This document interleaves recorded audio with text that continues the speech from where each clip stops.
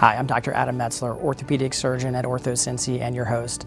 Welcome to the first edition of the King's Hammer Healthy Habits presented by OrthoCincy.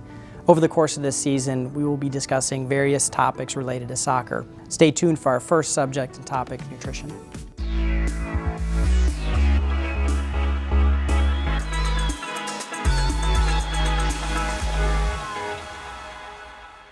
Welcome to the first episode of King's Hammer Healthy Habits presented by OrthoCincy. I'm joined today with Dr. Matt Desjardins. Our first topic today is going to be on nutrition, and we're going to focus on hydration as our first subject. To talk about hydration and the importance of it, let's talk about our soccer athletes. How can we keep our athletes on the field and keep them properly hydrated, and give you some tips and tricks that we can do to keep them out there? Yeah, so a couple tips for both athletes and parents. Obviously, hydration is hugely important. If you're interested in performance, you got to be interested in hydration. A couple tips to stay hydrated. A kind of gross tip, but a really effective tip, is when you're hydrating throughout the day or through a weekend tournament. One way to know that you have enough fluid in your body is if you're urinating and it's mostly clear or clear yellow, you're hydrated.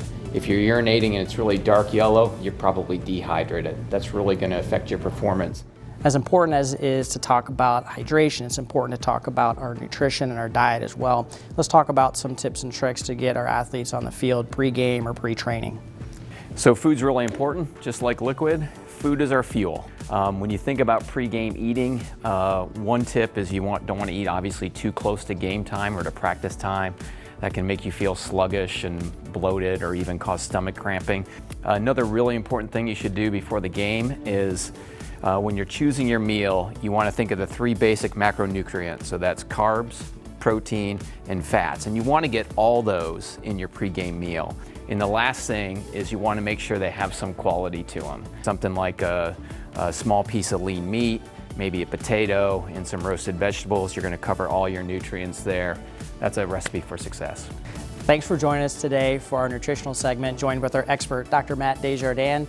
If you have any additional information or would like to read a little bit more about nutrition, please see the link below.